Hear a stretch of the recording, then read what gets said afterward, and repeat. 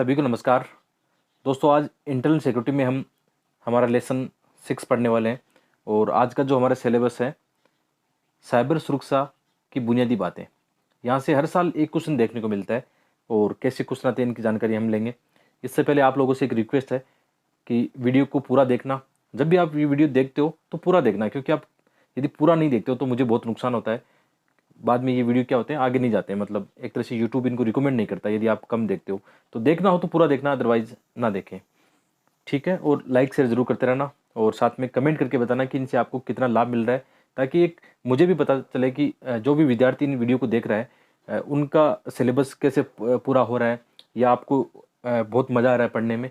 तो और इसके अलावा आपको और सजेशन देने हो, जैसे कैसे हम लेसन और बढ़िया बना सकते हैं, तो उसके बारे में भी आप कमेंट कर सकते हो।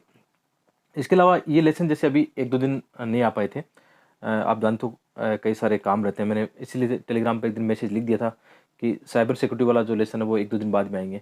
इसमें एक प्रॉब्लम भी रहती है कि कई जिम्मेदारियाँ, यार परिवार की बहुत सारी जिम्मेदारियाँ होती हैं। अभी 4-5 दिन में, फिर बाद में तो कोई समस्या नहीं है। अभी 4-5 दिन और थोड़े से काम है, उनको निपटा लेता हूँ। लेकिन जैसे जैसे मुझे टाइम मिलता है लेसन पक्का बनाऊंगा, कभी बंद नहीं करूंगा। चिंता मत करना इस चीज़ को लेकर। अब बहुत सारे कमेंट इसी बात को लेकर आते हैं कि क्या ये लेसन पढ़ाओगे नहीं पढ़ाओगे। अवश्य पढ़ाएंगे। जो मैं पढ़ रहा हूँ दोस्तों, जो मैं पढ़ रहा हूँ, आपको इससे एक फ़ायदा और मिलेगा कि मेरी तैयारी किस प्रकार चल रही है।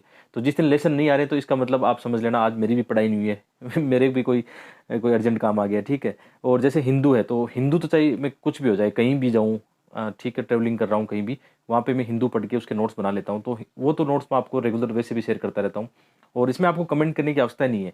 अगले 15 महीनों में आपको कभी भी हिंदू के लिए परेशान नहीं होना पड़ेगा, जो मेरे अपने नोट्स हैं। लेकिन याद रखना, मैं बार बार एक चीज़ और बोलता हूँ, उसमें वैलिडेशन करते रहना। जो भी जो मेरे नोट्स पढ़ रहा है, मेरी एक सलाह होगी कि इसमें केवल इन नोट्स से काम नहीं चलेगा, आपको वैलिडेशन अपना करना पड़ेगा। यानी कुल मिला की बात है, आपको सेल्फ स्टडी पे जोर देना पड़ेगा। आप अपनी स्वयं की जो पढ़ाई है उस पर जोर देकर अच्छे नोट्स बना सकते हो। तो ये ज़रूरी बातें थी जो आपको बताई। थोड़ा सा टाइम लिया मैंने, आप इसके लिए माफ़ी चाहूँगा। और आगे बढ़ते हैं। क्वेश्चन कैसे आते हैं, साइबर सिक्योरिटी से जुड़े हुए क्वेश्चन किस प्रकार आते हैं। तो जैसे क्वेश्चन 2021 में किस प्रकार का क्वेश्चन आया था, भारत की आंतरिक सुरक्षा को ध्यान में रखते हुए सीमा पार से होने वाले साइबर हमलों के प्रभाव का विश्लेषण कीजिए। अब दोस्तों, मेंस के एग्जाम में एक खास बात है, विशेषकर पेपर 2 और 3 के अंदर। जैसे आप में से जिन लोगों ने मेंस लिखी है या मेंस ने लिखा, सिलेबस कवर कर लिया हो अपने पेपर 2 का, GS2 का और 3 का, तो आपने एक चीज़ देखी होगी कि ये पेपर कैसा है, डायनेमिक पेपर है। इसमें स्टैटिक पार्ट की ज़्यादा क्वेश्चन कैसे आते हैं, करंट अफेयर में चर्चा में रहने आते हैं। जैसे ये क्या होता है कि जैसे भारत की आंतरिक सुरक्षा को ध्यान में रखते हुए सीमा पार से होने वाले साइबर हमलों, तो ये कहीं न कहीं साल चर्चा में रहता है। 2020-21 में ये साइबर हमले, चाहे चीन के द्वारा या पाकिस्तान के द्वारा, ये हमले चर्चा में रहे थे। तो इस टाइप से क्वेश्चन आया था।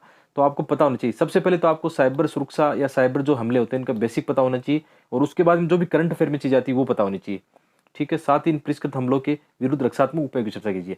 अब जैसे हमारा सुरक्षात्मक ढांचा कैसा है, साइबर सुरक्षात्मक ढांचा कैसा है, तो ऐसे क्वेश्चन आते हैं। फिर कैसा क्वेश्चन है तो 2020 में साइबर अपराध की विभिन्न प्रकार। अब कितने प्रकार हो सकते हैं, साइबर अपराधों के कितने प्रकार हो सकते हैं, इनके बेसिक आपको पता होना चाहिए। इन खतरों से लड़ने के लिए हमारे पास उपाय क्या है। सेम देखो, रिपीटेशन है क्वेश्चन का 2017 में, साइबर आक्रमण के संभावित खतरों की व इन्हें रोकने के लिए सुरक्षात्मक ढांचा। आपने इंटरनल सिक्योरिटी जब से हम पढ़ा रहे हैं एक चीज़ सीखी होगी ना, क्वेश्चन कैसे आ रहे हैं इंटरनल सिक्योरिटी के, जितने भी हमने क्वेश्चन देखे कि समस्या क्या है, उसका प्रभाव क्या है और समाधान क्या है। यदि आपको 3 बिंदु आते हैं ना, तो इस इंटरनल सिक्योरिटी का कोई भी क्वेश्चन ऐसा नहीं होगा जो आप नहीं कर पाओगे। लगभग क्वेश्चन ऐसे हैं, जैसे आतंकवाद क्या है, उसका प्रभाव क्या होगा, उसके समाधान क्या है, सब ऐसे ही क्वेश्चन आ रहे हैं, ठीक है। इसके अलावा एक क्वेश्चन और देख लेते हैं कि विचार करते हुए कि साइबर स्पेस देश के लिए खतरा प्रस्तुत कर सकता है या करता है, भारत को ऐसे अपराधों से रोकने के लिए एक डिजिटल सशस्त्र बल की आवश्यकता है। राष्ट्रीय साइबर सुरक्षा नीति 2013। हालांकि क्वेश्चन बहुत पुराना है, ठीक है, लेकिन क्वेश्चन कैसे आ सकते हैं आपको ये पता होना चाहिए कि जैसे अभी साइबर सुरक्षा से संबंधित कोई नई नीति आई है या कोई विधेयक आया है या कोई कमेटी बनी है, तो आप वहाँ पे क्या होना है, आपको जागरूक हो जाना है। विशेषकर ध्यान रखना, साइबर सुरक्षा से संबंधित कुछ भी करंट अफेयर में कोई चीज़ें चर्चा में रहती है तो आप अपने नोट्स में चिपका लेना। जैसे ये नोट्स आपके लिए सफिशिएंट है, किसमें, स्टैटिक पार्ट में आपके लिए सफिशिएंट है। आपको अब कोई किताब या किसी कोचिंग के नोट्स पढ़ने की आवश्यकता नहीं है।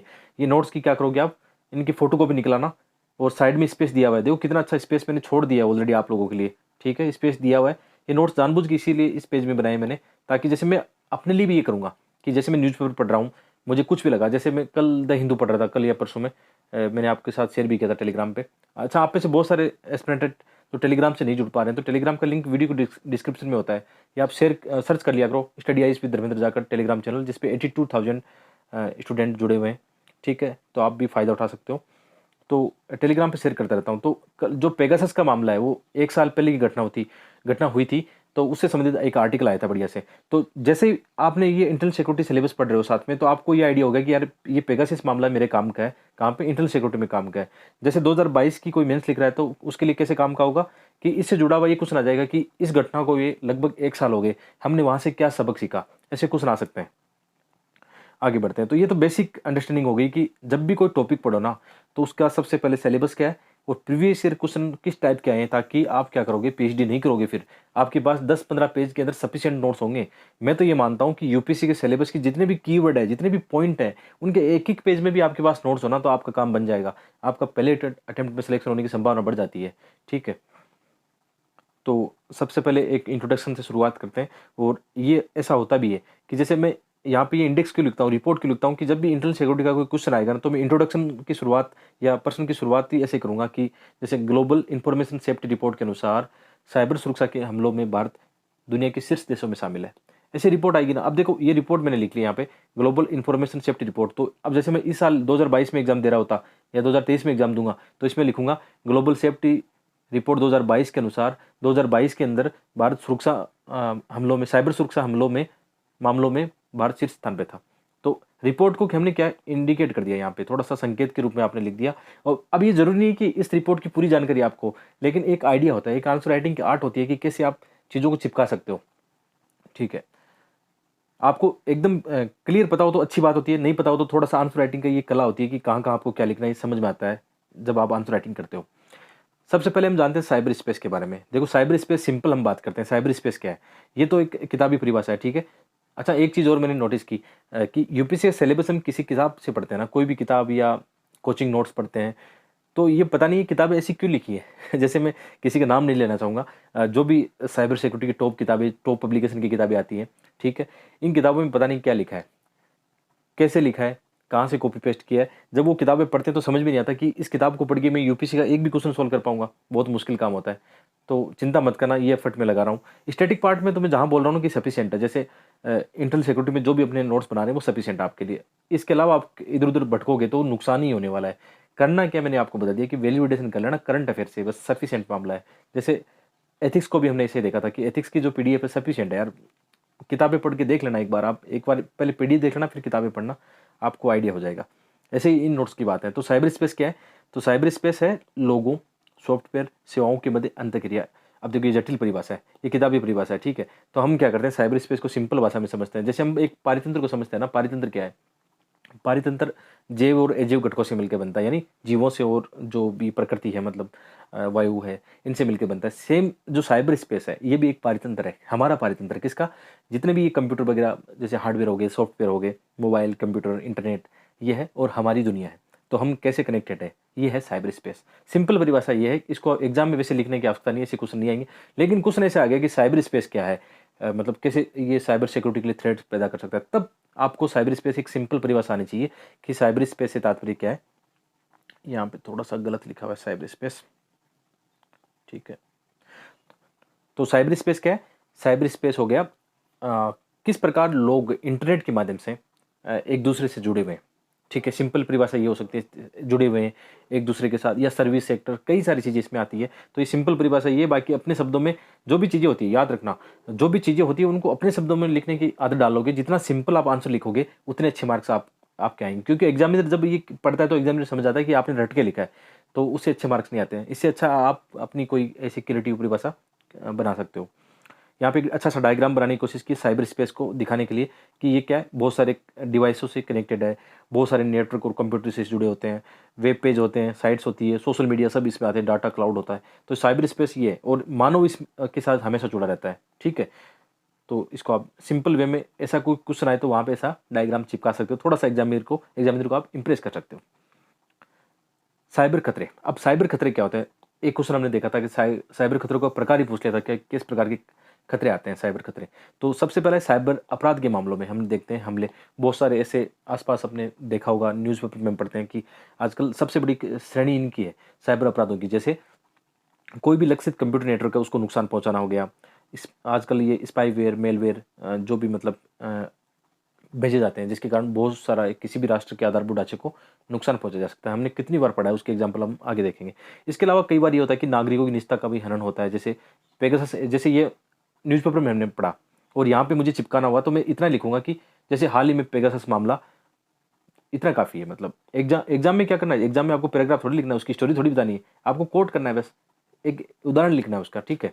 इसी तरह से हम देखते हैं बैंकिंग प्रणाली को नुकसान। जैसे आपको यदि याद हो 2016 में लगभग 32 लाख डेबिट जो खाते हैं, ठीक है, उन पे हैकिंग की थी या उनके डाटा चुरा लिए गए थे। तो ये आपको बस, आपने अपना कीवर्ड लिखा, डाटा लिखा और फैक्ट देके आपने अपने जो कीवर्ड है उसको सही साबित कर दिया कि हाँ ऐसा हुआ।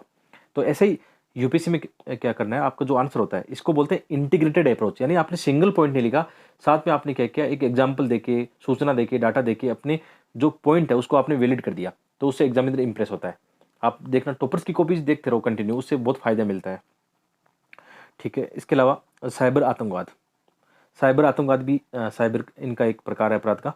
तो आतंकवाद, साइबर और आतंकवाद, किस प्रकार आतंकवादी या आतंकवादी संगठन अपने उद्देश्य को पूरा करने के लिए साइबर से स्पेस का इस्तेमाल करते हैं, ये साइबर आतंकवाद कहलाता है। जैसे आजकल ये हो रहा है ना कि किस प्रकार कोई भी ऐसा संगठन, कट्टरपंथी संगठन है, अपने विचारों से जो युवा आबादी किसी भी वर्ग की हो सकती है उसको आकर्षित करने के लिए, जैसे आईएसआईएस द्वारा किस क्या किया जा रहा है, साइबर स्पेस के माध्यम से जो युवा हैं उनको कट्टरपंथ के रास्ते पे या सांप्रदायिकता के रास्ते पे धकेल रहा है, उनका ब्रेन वॉश कर रहा है। ऐसे एग्जाम्पल जो न्यूज़पेपर में आते हैं, प्रैक्टिकली आप इनको जिनको इस्तेमाल कर सकते हो, आप बता सकते हो। और भी बहुत सारे प्रकार हो सकते हैं साइबर आतंकवाद के, बहुत सारे, ठीक है। आतंकवाद को हम पढ़ गए थे, वहाँ साइबर के साथ मिला देना उसमें। साइबर वारफेयर आजकल ये काफ़ी चर्चा में रहता है कि कोई राष्ट्र, जैसे जैसे ऐसी सूचना आती है चीन के द्वारा भी, मतलब ऐसा होता है कि भारत की जो खुफिया सूचनाएं हैं उनको जुटा के हमारी राष्ट्रीय सुरक्षा कमजोर करके कहीं ना कहीं वो साइबर वारफेयर फैलाने की कोशिश करता है। साइबर वारफेयर में और भी बहुत सारी चीज़ें आती है कि किस प्रकार इंटरनेट के माध्यम से वो हमारी जो इंफ्रास्ट्रक्चर है, जो हमारे देश का राष्ट्रीय सुरक्षा ढांचा है, उसको नुकसान पहुंचाते हैं। तो ये भी इसमें आता है कि साइबर वारफेयर में आता है, ठीक है। तो रणनीतिक व सैन्य उद्देश्यों के लिए, अपने उद्देश्यों के लिए क्या करते हैं, साइबर स्पेस का उपयोग करते हैं। जैसे एक राष्ट्र द्वारा दूसरे राष्ट्र की आंतरिक सुरक्षा को कमजोर करने का प्रयास किया जाता है, या एक तरह से साइबर हमला ही बोल सकते हैं कि कैसे हम आर्थिक, सामाजिक, सांस्कृतिक दृष्टिकोण से कोई देश दूसरे देश को नुकसान पहुंचा सकता है, इसको हम बोल सकते हैं। साइबर जासूसी का मामला काफ़ी ज़्यादा चर्चा में रहता है, ठीक है, जिसमें गोपनीय सूचनाएं जुटाना, जानकारी जुटाना, डाटा चोरी, रक्षा से संबंधित जो फाइलें होती हैं उनको, उनकी चोरी का मामला कई बार सामने आता है, ठीक है। रक्षा उपकरणों की चोरी से संबंधित मामला सामने आता है, ठीक है। तो इसमें 2014 में देखा गया था, एक एग्जाम्पल है कि चीन द्वारा अमेरिकी कंपनियों की व्यापारिक सूचनाओं को जुटाने के लिए हैकिंग के प्रयास किए गए थे, ठीक है। इसके अलावा जैसे साइबर अभिकर्ता होते हैं, जो जो भी एक्टर्स होते हैं, इसमें दोनों शामिल होते हैं। इसमें भी याद रखना, स्टेट एक्टर और नॉन स्टेट एक्टर दोनों आ सकते हैं। कोई राष्ट्र आ सकता है या कोई संगठन आ सकता है, कोई एनजीओ आ सकता है या कोई नागरिक संगठन आ सकता है। तो साइबर अभिकर्ता और उनके उद्देश्य क्या होते हैं, जैसे अभी हम बात कर रहे थे साइबर अपराधी होता है, इनके उद्देश्य क्या होता है, हैकिंग करने का उद्देश्य होता है कि जैसे किसी भी कोई भी संगठन है या कोई संस्था है, उसकी साइट को या उसके कंप्यूटर को हैक करके उसकी सूचनाओं को जुटाकर फिर उनसे क्या क्या करते हैं, उनको ब्लैकमेल किया जाता है, धन के जुटाने के लिए भी किया जाता है, कई बार नुकसान पहुंचाने के लिए भी किया जाता है। साइबर आतंकवादी अपना उद्देश्य पूरा करते हैं। साइबर आतंकवादी किसी भी देश की लोगों में भय पैदा करना चाहते हैं, तो उनके उद्देश्य अलग होते हैं। इसके अलावा जो साइबर एक्टिविस्ट होते हैं वो क्या राजनीतिक एजेंडे का प्रसार करते हैं, अपनी विचारधारा का प्रसार करते हैं। और साइबर जासूस आप जानते हो क्या करते हैं, अभी हम पढ़ गए हैं। तो ऐसा डायग्राम आप बना सकते हो एग्जाम में, जहाँ आपके पास स्पेस हो और जहाँ पे क्वेश्चन की डिमांड हो, ठीक है। आगे साइबर स्पेस का महत्व क्या है, साइबर स्पेस तो आप जानते हो बहुत इंपॉर्टेंट है। इसमें इतने पॉइंट हम लिख सकते हैं, ठीक है, क्योंकि हर एक सेक्टर से बहुत सारे पॉइंट हम लिख सकते हैं, हर एक सेक्टर साइबर स्पेस से जुड़ा हुआ है। जैसे हम जानते हैं कि संवेदनशील और महत्वपूर्ण डाटा आजकल उनका भंडारण किया जाता है, कोई भी देश है, ठीक है। हम खुद अपने डाटा भंडारण करते हैं साइबर स्पेस में, ठीक है। सार्वजनिक सेवाओं का संचालन आजकल देखना, हर एक सर्विस ऑनलाइन है, तो यदि साइबर अटैक होता है तो हमारा कितना नुकसान हो सकता है, इसलिए महत्वपूर्ण है। सार्वजनिक नीति निर्माण, जैसे सॉरी, कैसे सार्वजनिक नीति का निर्माण होता है, कैसे मतलब हम जानते हैं कि सरकार कोई भी योजना बनाती है, उसका प्रचार प्रसार किस प्रकार ऑनलाइन माध्यम से करती है। तो इसके अंदर यदि कोई दिक्कत आती है तो कहीं ना कहीं हमारे देश की सार्वजनिक नीति को नुकसान पहुंच सकता है, हमारे गवर्नेंस को नुकसान पहुंच सकता है। इसी प्रकार राष्ट्रीय सुरक्षा तो बहुत बड़े स्तर पर हम जानते हैं कि आजकल छोटे से लेकर बड़ी चीज़ें कहाँ हैं, ऑनलाइन मोड में है। उनको वहाँ पे ऑनलाइन मोड पे सुरक्षित किया जाता है। जैसे ये चीज़ों को हैक किया जाता है तो कैसे राष्ट्रीय सुरक्षा को नुकसान पहुँच सकता है। जैसे आजकल जो मिसाइल सिस्टम है या परमाणु जो इकाइयाँ हैं वो भी ऑनलाइन होती है, तो उनको हैक किया जा सकता है। हालांकि हमारी सुरक्षा प्रणाली इस पर बहुत स्ट्रॉन्ग है, इसमें ऐसे हैक नहीं किया जा सकता, लेकिन फिर भी खतरा तो बना रहता है। इसके अलावा सोशल मीडिया है। ठीक है, सोशल मीडिया के माध्यम से आजकल कितनी दिक्कतें आती हैं। कैसे जैसे भीड़ को भड़काया जा सकता है, सांप्रदायिक चीज़ों को आगे बढ़ाया जा सकता है। ठीक है, नेगेटिव चीज़ें इसमें ज़्यादा काम करती है। पॉजिटिव भी बड़ा रोल है, लेकिन नेगेटिव भी चीज़ें आती हैं। इसके अलावा हमारा पूरा व्यापार, ई-कॉमर्स, रोज़गार इस पे डिपेंड है। आजकल जो आर्टिफिशियल इंटेलिजेंस और इंटरनेट ऑफ थिंग्स की बात करते हैं, इसके माध्यम से पूरा का पूरा साइबर स्पेस जुड़ा हुआ होता है। तो इन चीज़ों पे आप बात कर सकते हो। इस प्रकार आपने एक चीज़ देखी होगी ना कि हमारे पास कीवर्ड होंगे ना, कुछ डाटा और कीवर्ड होंगे, तो कैसा भी क्वेश्चन आए, हमारे सिलेबस यदि हमें पता है कि सिलेबस की ये कीवर्ड मुझे पता है, इसके इस सिलेबस के कीवर्ड मेरे पास ये है, नोट्स हैं, कुछ डाटा वगैरह इसमें है, मेरे पास एग्जाम्पल है, इंडेक्स है, ठीक है, सूचना है आपके पास, तो इनको जोड़कर आप किसी भी क्वेश्चन को आसानी से हैंडल कर सकते हो। तो साइबर स्पेस की रक्षा के समक्ष चुनौतियाँ क्या है? ऐसे क्वेश्चन भी बहुत सारे हैं कि इनके समक्ष चुनौतियाँ क्या है? भारत से संबंधित चुनौतियाँ, तो आपके पास कई एग्जाम्पल भारत से संबंधित, तो वो एग्जाम्पल के रूप में इस्तेमाल कर लेना। जैसे हमलावर की पहचान मुश्किल होती है, कहाँ से ये हमला हो रहा है ये पता नहीं चलता, क्योंकि आज भी कई बार ये होता है कि जैसे डार्क वेब के माध्यम से भी हो सकता है, या आजकल ये चल रहा है जैसे जो आईपी एड्रेस होता है उसकी पहचान छुपा लेते हैं। तो ऐसा भी हो सकता है कि हमलावर जो हमला कर रहा है उसकी पहचान ही मुश्किल हो जाती है।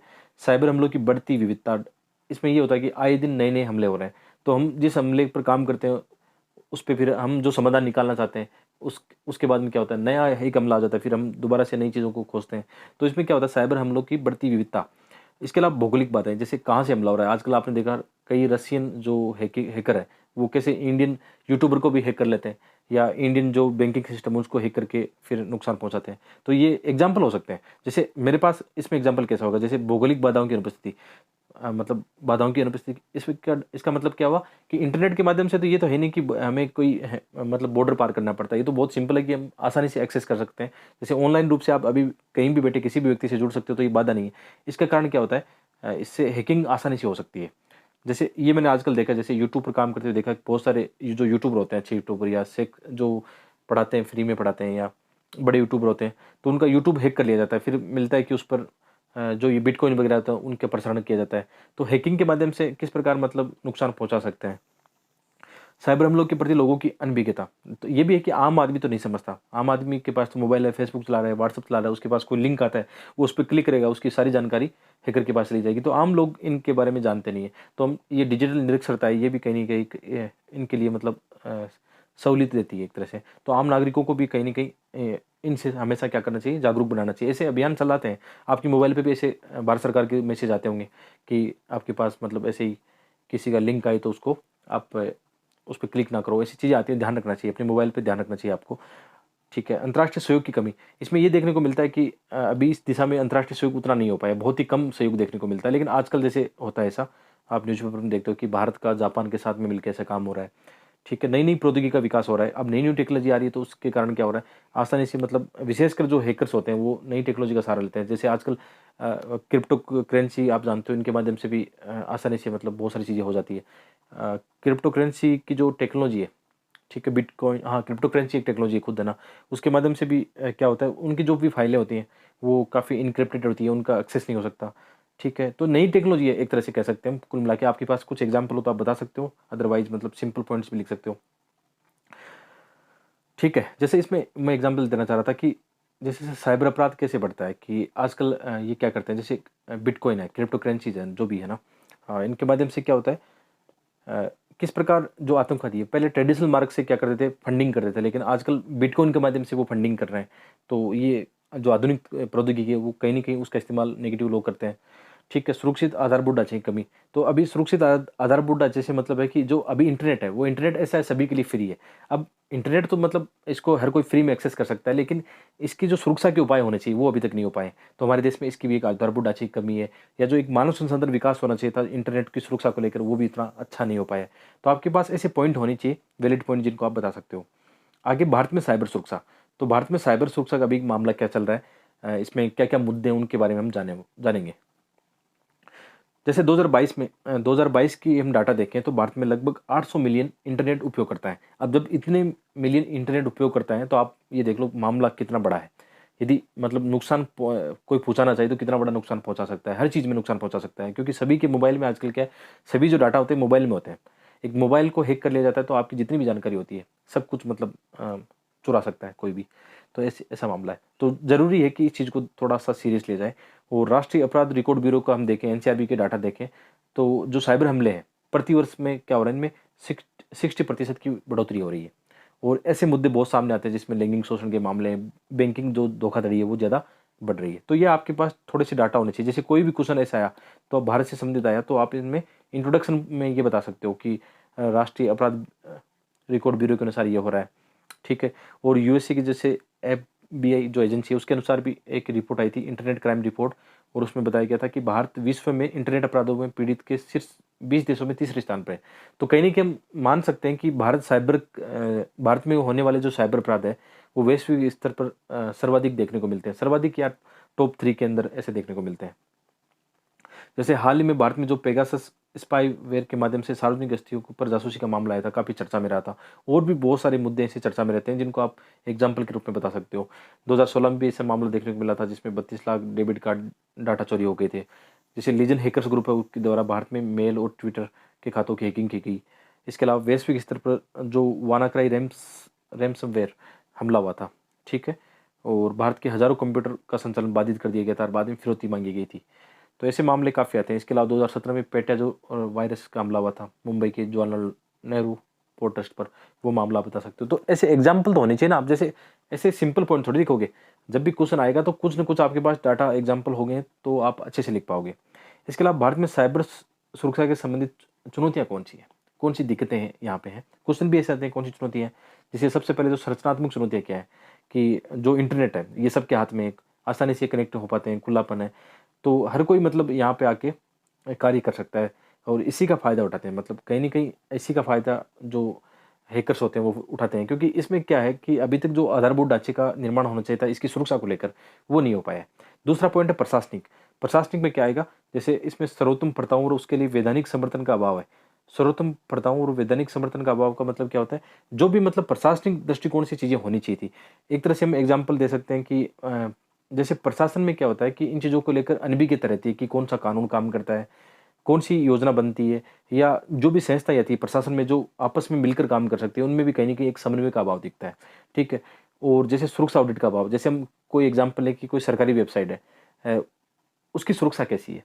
उसका ऑडिट हमेशा होना चाहिए कि जैसे विशेषकर भारत की जो सुरक्षा से संबंधित वेबसाइट है, उस पे कितने हमले हुए हैं, किस प्रकार के हमले हुए हैं, उसका एक सुरक्षा ऑडिट होना चाहिए ताकि ये आइडिया लगे कि किस प्रकार के हमले हो सकते हैं आगे आने वाले समय में, तो हम पहले से इन चीज़ों के लिए तैयार रहें, ठीक है।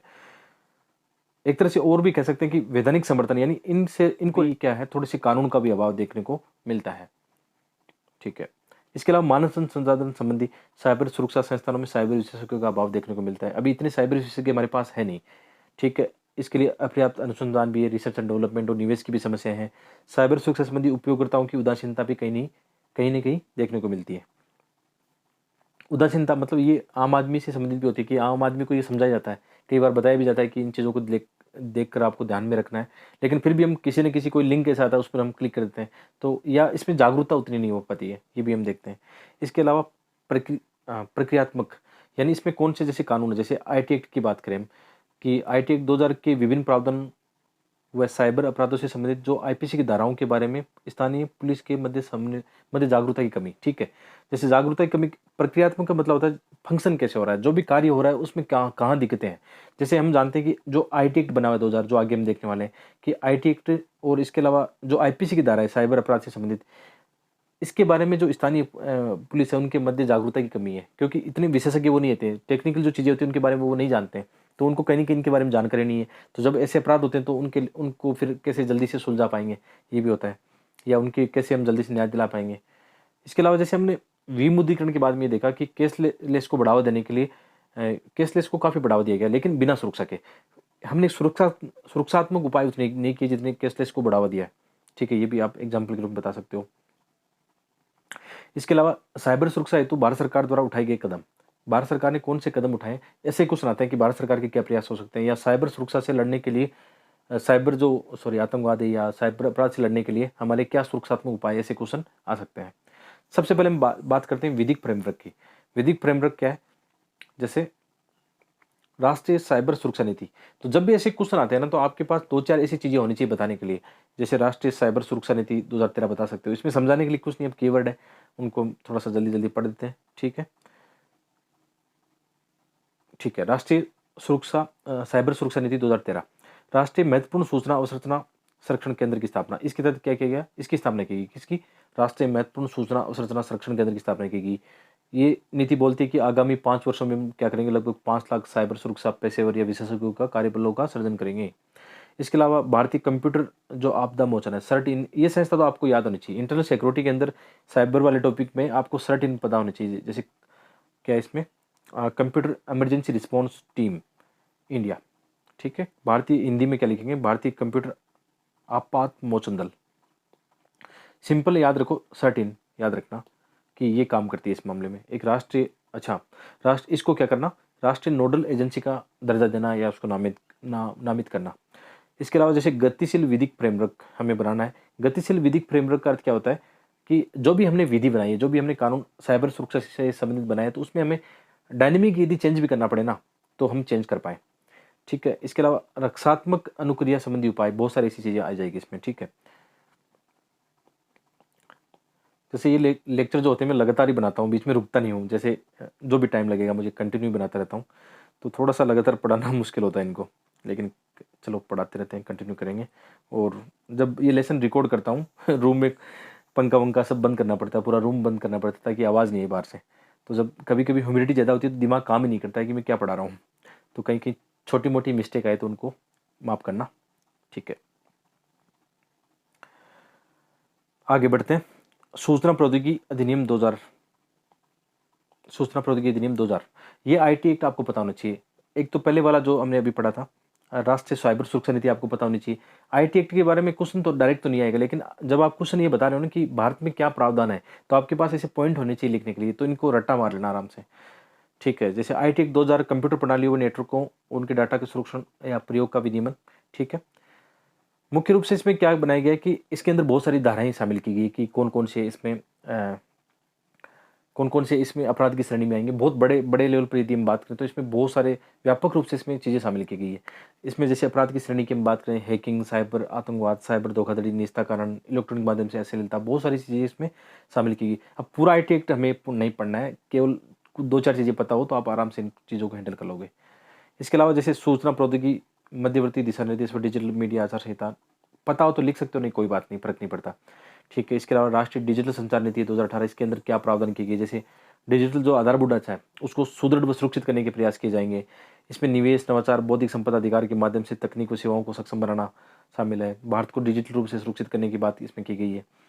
इसके अलावा बहुत से संस्थागत फ्रेमवर्क है। कौन सी ऐसी संस्था है जो राष्ट्रीय साइबर सुरक्षा के लिए काम करती है? जैसे इसमें राष्ट्रीय साइबर सुरक्षा समन्वय केंद्र है, ये आपको थोड़ा सा पता होना चाहिए कि भारत की साइबर स्पेस को सुरक्षा प्रदान करने की एक खुफिया एजेंसी बनाई गई है। वास्तविक समय पर साइबर खतरों की पहचान इसके माध्यम से की जाती है। विभिन्न एजेंसियों के साथ मिलकर ये कार्य करती है। इसके अलावा जैसे हम सर्ट की बात कर रहे थे, भारतीय computer emergency response team, CERT के बारे में आपको पता होना चाहिए कि भारतीय साइबर समुदाय की सुरक्षा की इसकी जिम्मेदारी है।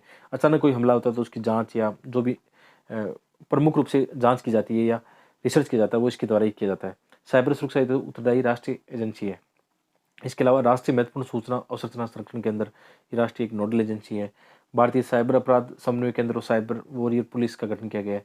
ये इंपॉर्टेंट चीज़ें हैं जो आप बता सकते हो। इसमें क्या होता है, जैसे साइबर खतरे हैं, बाल अश्लीलता है, ऑनलाइन स्टॉकिंग की जो समस्या आती है उनसे निपटना।